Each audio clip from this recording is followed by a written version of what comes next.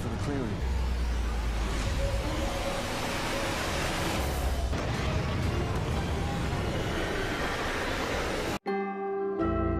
क्या होगा जब 2024 से बहुत सारे लोग एक टाइम पोर्टल से गिरते हुए 10,000 BC पास्ट में पहुंच जाते हैं। जी हाँ, इस वीडियो में हम कवर करेंगे साईफाई सीरीज ला ब्रिया के तीसरे और आखिरी सीजन को। तो बाय चांस अगर आपने इसके पहले वाले 2 सीजन नहीं देखे हैं तो लिंक नीचे डिस्क्रिप्शन और ऊपर आई बटन पर आपको मिल जाएगा। अब चलिए कहानी को दूसरे सीजन से आगे बढ़ाते हैं। अब दूसरे सीजन के आखिर में ईव टाइम मशीन से किसी और समय में खो गई थी और फिर वो मशीन ही डिस्ट्रॉय हो गई, जिससे कि एक साथ हजारों पोर्टल्स खुले और उनसे और भी पास्ट के खतरनाक जीव इसी समय में पहुंच गए। अब गेविन अपनी फैमिली को यकीन दिलाता है कि वे कैसे भी करके ईव को ढूंढ ही लेंगे। वहीं बाकी सर्वाइवर्स भी अब तक इस बात को स्वीकार नहीं कर पा रहे थे कि वे इसी समय में फंस चुके हैं। वे कभी भी अपने रियल टाइम में वापस नहीं जा पाएंगे। लूकस भी चिंतित था कि चूंकि वेरोनिका उसके बच्चे की मां बनने ही वाली है तो वे इस समय में कैसे अपने बच्चे को पालेंगे। यहाँ लूकस को पूरे ही ग्रुप का लीडर भी चुन लिया जाता है, क्योंकि इस समय में सोसाइटी प्रेजेंट टाइम के जैसे काम नहीं करती और इंसानों को एक कम्युनिटी बनाकर रहना होगा। कि तभी सर्वाइवर्स के पूरे कैंप पर डायनासोर्स अटैक करने लगते हैं। हालांकि वे आपस में ही लड़ रहे थे, मगर गेविन को पता था कि उनकी चपेट में आने से सर्वाइवर्स भी मारे जाएंगे, इसलिए सभी कैंप को खाली कर भागने लगते हैं। और जब कुछ दिन बाद तक भी वे डायनासोर्स उनके कैंप से नहीं गए तो डॉक्टर सैम कहता है कि उन्हें पास के गांव में जाकर उनसे आसरा मांगना होगा, वरना तो बाहर अलग अलग समय काल से इतने खतरनाक जीव आने से वे कभी सर्वाइव नहीं कर पाएंगे। और सभी यहाँ से गाँव में ही जाने का फैसला करते हैं। यहाँ स्कॉट की मदद से किसी तरह से मेन लैब वाले लैपटॉप को चार्ज कर सभी देखने लगते हैं कि किसी तरह से उन्हें ईव का पता ही चल जाए कि तब वो किस समय में गई थी। और हैरानी वाली बात कि कोई उनके लैपटॉप से कनेक्ट कर रहा था। वो बताता है कि उन्हें ईव का पता है कि वो है कहाँ, मगर उसके बारे में जानने के लिए उन्हें माया नाम की एक औरत को ढूंढना होगा। अब उन्हें याद आता है कि उन्हें माया की बेटी पेट्रा सर्वाइवर्स के बीच ही मिली थी, यानी कि माया जिसे कि उन्हें ढूंढने को कहा गया है वो कहीं इसी समय में है। लिवाई जल्दी से पेट्रा से उसकी माँ माया के बारे में पूछने जाता है और पेट्रा उसे बताने लगती है कि कैसे उन दोनों को एक मिलिट्री बेस पर बंदी बनाया गया, जो कि यहाँ से काफी दूर है। यानी कि सर्वाइवर्स कैंप के अलावा यहाँ कोई मिलिट्री बेस भी है, जिसे कि फ्यूचर से आए हुए लोगों ने बनाया और उन्हें उसका अब तक भी नहीं पता था।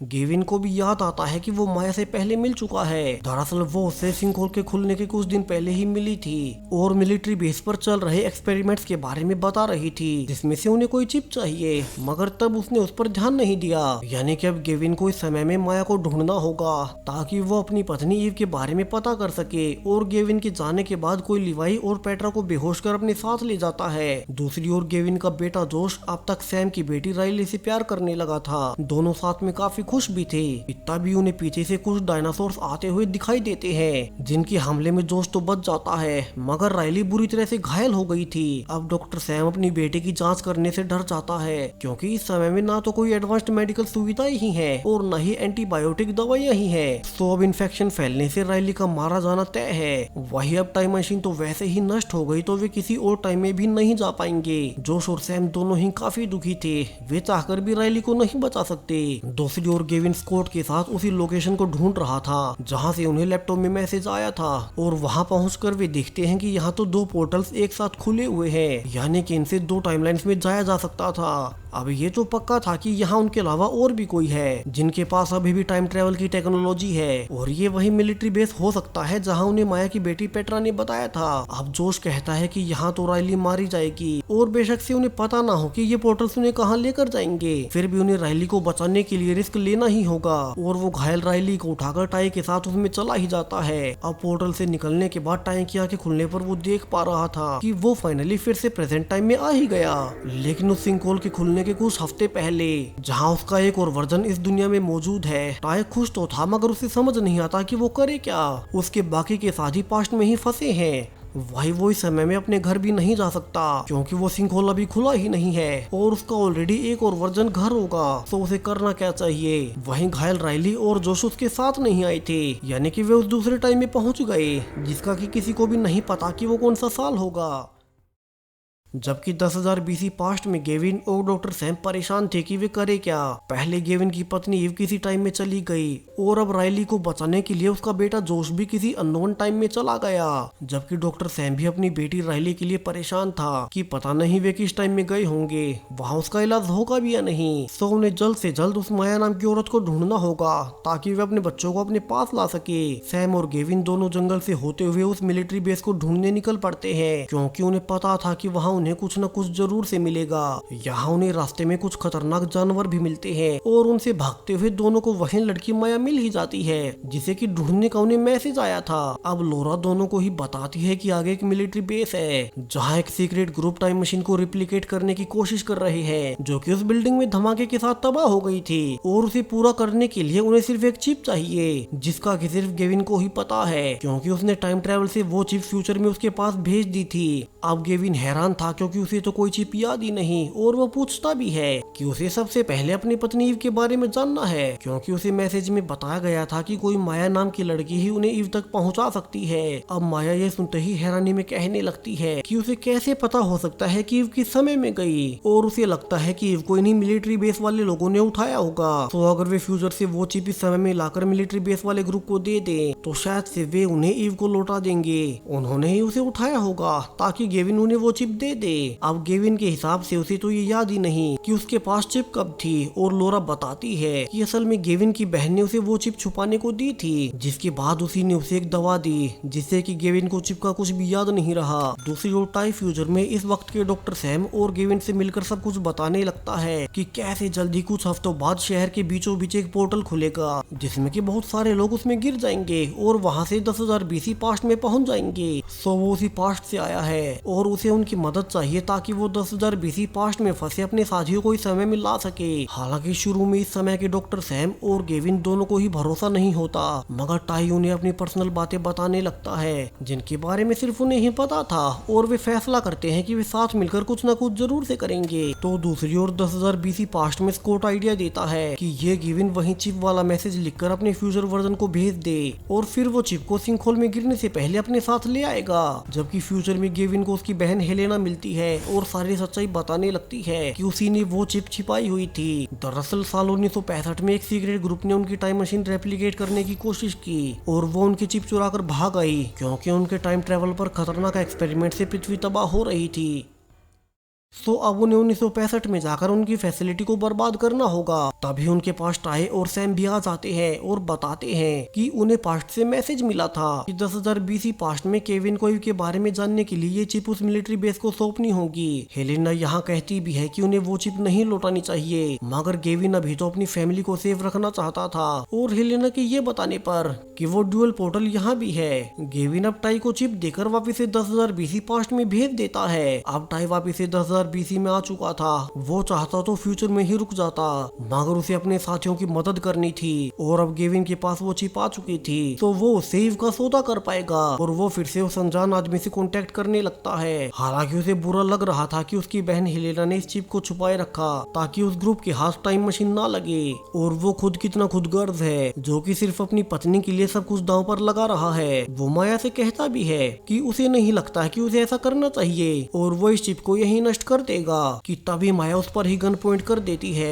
और रिवील होता है कि असल में वही उस मिलिट्री बेस की लीडर है। उसी ने शुरू में गेविन के पास मैसेज भिजवाया था कि वो उसे ढूंढे और चिप लौटा दे। गेविन की पत्नी ईव को भी उन्होंने साल 1965 में कैद कर रखा है और अब इस चिप के साथ वो बाहर जाकर टाइम को अपने हिसाब से बदल पाएगी। माया ने यहाँ से गन पॉइंट पर चिप भी ले ली थी। हालांकि हेलेना भी अब तक वहाँ पीछे से आकर उन्हें रोकने लगती है मगर लोरा अपने साथियों के साथ चिप लेकर निकल ही जाती है। अब हेलेना समझाती है कि उन्हें जल्दी से जाकर माया को रोकना होगा और वे सभी जल्दी से मिलिट्री बेस की ओर ही जाने लगते हैं। हालांकि बेस के चारों ओर काफी सारे सोल्जर्स थे और अब वे गेविन के ग्रुप को देख उन्हें जान से मारने ही वाले थे। किसी बीच लिवाई जो कि सीक्रेटली माया के लिए ही काम कर रहा था अब वो सभी गार्ड्स को जान से मार गेविन के ग्रुप को बचा लेता है। हालांकि इसी बीच उसे खुद भी गोली लग गई थी और वो मरने से पहले सबको बता देता है कि असल में ईव को साल 1965 में बंद करके रखा गया है और पास में ही एक पोर्टल भी है। तो वे वहाँ से जाकर ईव जोश और राइली को वहाँ से ला सकते हैं। और ये कहकर लिवाई अब फाइनली दम तोड़ ही देता है। अब जल्दी से गेविन, उसकी बहन हेलेना, इजी और डॉक्टर सैम चारों साल 1965 में चले जाते हैं। और सैम भागकर अपनी बेटी राइली को देखने जाता है, जो कि काफी टाइम पहले डायनासोर के हमले में घायल हो गई थी। यहाँ वो जिंदा तो थी, मगर इस समय में भी उसका कोई इलाज नहीं था। डॉक्टर सैम खुद भी जांच करने पर पाता है कि समय में भी वो उसे बचा नहीं पाएगा, इसलिए ही उन्हें साल 2024 में जाना होगा। दूसरी ओर गेविन और बाकी सब उसी फैसिलिटी में पहुंच जाते हैं जहां की को बंद करके रखा गया था। मगर यहाँ वे देखते हैं कि वो तो यहाँ से पहले ही निकल गई। लेकिन उन्हें रास्ते में जोश मिल जाता है, जो कि बताता है कि जब वो राइली के साथ इस समय में पहुंचा था तब उसे अपनी माँ ईव भी मिली थी और वो इस समय में टाइम मशीन को नष्ट कर वापस से साल 2024 में पहुंच चुकी है। सो उन्हें वापस से 10,000 BC पास्ट में जाकर उस मिलिट्री बेस को खत्म करना होगा और वहां फंसे सभी सर्वाइवर्स को प्रेजेंट में भेजना होगा, जिसके बाद कोई टाइम मशीन बचेगी ही नहीं। डॉक्टर सैम यहाँ से राइली के साथ वापस से 2024 में चला जाता है ताकि उसकी जान बचा सके और बाकी सब फिर से 10,000 BC पास्ट में आ जाते हैं ताकि इस बार सब कुछ खत्म कर दें और फिर कभी कोई टाइम मशीन बचे ही ना। यहाँ पास्ट में सभी सर्वाइवर्स जानते थे कि ये आखिरी पोर्टल खुला है और अगर ये बंद हो गया तो वे फिर से प्रेजेंट में नहीं जा पाएंगे। तो जो लोग फिर से अपने समय में जाना चाहते थे वे जाने लगते हैं, क्योंकि उस मिलिट्री बेस के खत्म होने के बाद कभी कोई टाइम पोर्टल बचेगा ही नहीं। हालांकि कुछ लोग परमानेंटली इसी समय में रहने के लिए रुक गए थे, अब वे भी उस गांव का हिस्सा बनकर उनके साथ रहेंगे, क्योंकि फ्यूचर से यहाँ आने के बाद उन्हें एक नया जीवन मिला। यहाँ कोई भागा दौड़ी वाली लाइफ नहीं, बल्कि शांति और सुकून है। आधे से ज्यादा लोगों ने यहीं इसी समय में रुकने का फैसला किया और सिर्फ वे ही लोग फ्यूचर में जा रहे थे जिनकी फैमिली फ्यूचर में छूट गई थी। लूकस भी वेरोनिका को अकेले फ्यूचर में जाने को कहता है, क्योंकि गेविन को यहाँ मिलिट्री बेस में अटैक करने के लिए कुछ लोगों की जरूरत है। तो वो वेरोनिका से वादा करता है कि वो सब कुछ सही करके वापिस से फ्यूचर में उसके पास आ जाएगा। अब उन्हें मिलिट्री बेस में घुसकर उस टाइम मशीन और उस चिप को नष्ट करना है ताकि आगे से कोई टाइम मशीन बने ही ना। और वे उन्हें तोड़ने से पहले एक आखिरी पोर्टल अपने फ्यूचर के लिए खोलेंगे ताकि वे अपने समय में जा सके। हालांकि प्रॉब्लम अब भी वहीं थी कि वे बेस में घुसेंगे कैसे, क्योंकि वहाँ तो बहुत सारे सोल्जर्स होंगे। अब गेविन को आइडिया आता है कि क्यों ना वे अपनी सबसे बड़ी प्रॉब्लम को ही अपनी ताकत बना ले। पिछले कुछ समय से वे जिन डायनासोर से बचते हुए फिर रहे थे, क्यों ना वे उन्हें अपने पीछे लगाकर बेस में घुसा दे और वे पीछे से कंट्रोल रूम में चले जाएंगे। अब गेविन अपनी गाड़ी के पीछे एक टी-रेक्स को लगाकर बेस तक ले जाने लगता है, जबकि बेस में माया मशीन के साथ निकल ही रही थी कि वे देखते हैं कि गेविन अपने पीछे एक डायनासोर को लेकर उनके बेस में ही आ रहा है। सोल्जर्स उस पर गोलियां भी चलाने लगते हैं, लेकिन वो डायनासोर उनके काबू में नहीं आ रहा था और इसी डिस्ट्रैक्शन का फायदा उठा गेविन का पूरा ही ग्रुप जल्दी से कंट्रोल रूम में घुस जाता है। उन्हें वहाँ वो चिप भी मिल चुकी थी, लेकिन जब वे उसे लेकर बाहर निकल ही रहे थे कि आगे से माया के गार्ड्स आकर उन्हें घेर लेते हैं। माया कहती भी है कि गेविन कभी यहाँ से चिप के साथ निकल नहीं पाएगा कि तभी पीछे से गार्ड्स को एरोज आकर लगने लगते हैं। दरअसल गांव वाले जो कि इसी समय से थे, वे उनकी मदद के लिए आ चुके थे। उन्हें पता था कि अगर वो टाइम मशीन चालू रही तो और भी ज्यादा भविष्य से इंसान यहाँ आते रहेंगे। यहाँ माया भी हार मानने को तैयार नहीं थी, तो आखिरकार हेलेना उसे गोली मारकर उसे जान से मार ही देती है। अब गेविन बताता है कि एक आखिरी टाइम मशीन इस प्लेन में लगी हुई है, जिसमें कि वे ये चिप लगाकर अपने समय में वापस चले जाएंगे। सो अब अपने समय में वापस जाने से पहले वे गांव वालों को आखिरी बार थैंक्स बोलते हैं, जो उन्होंने उनकी इतनी मदद की। वैसे भी बहुत सारे सर्वाइवर्स तो यहीं रुक गए थे, जो कि हमेशा यहीं रहेंगे।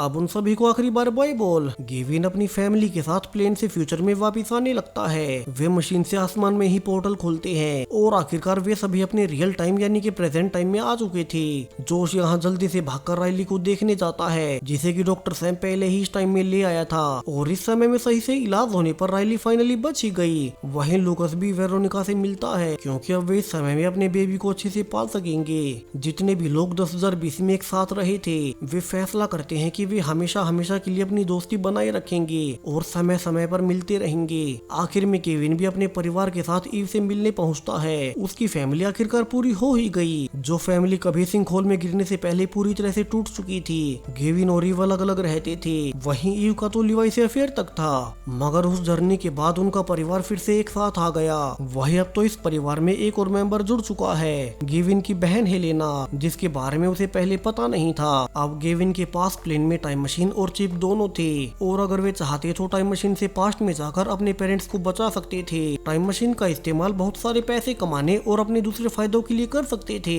मगर उन्होंने उन लोगों का अंजाम देख रखा था जिन्होंने की ये सब करने की कोशिश की। गेविन का पिता भी यही करना चाहता था और उनकी वजह से पृथ्वी बर्बाद होते होते बची। तो उनकी गलती ना दोहराते हुए वे इस बार चिप और टाइम मशीन दोनों को ही नष्ट कर देते हैं, जिससे कि अब सब कुछ खत्म हो चुका था। उन्होंने वो चिप और टाइम मशीन नष्ट करके टाइम ट्रेवल का हर एक सबूत मिटा दिया, ताकि भविष्य में कोई भी समय से खेलने की गलती ना करे। उनकी असली खुशियां तो उनके पास ही थी, यानी कि उनका परिवार, जो कि अब हमेशा एक साथ रहेगा। और इसी हैप्पी एंडिंग के साथ ये पूरी ही सीरीज यहीं पर खत्म हो जाती है। तो पूरी सीरीज आपको कैसी लगी कमेंट्स में बताते जाएं। साथ ही चैनल को सब्सक्राइब करें और भी ऐसी ही आने वाली सीरीज के लिए।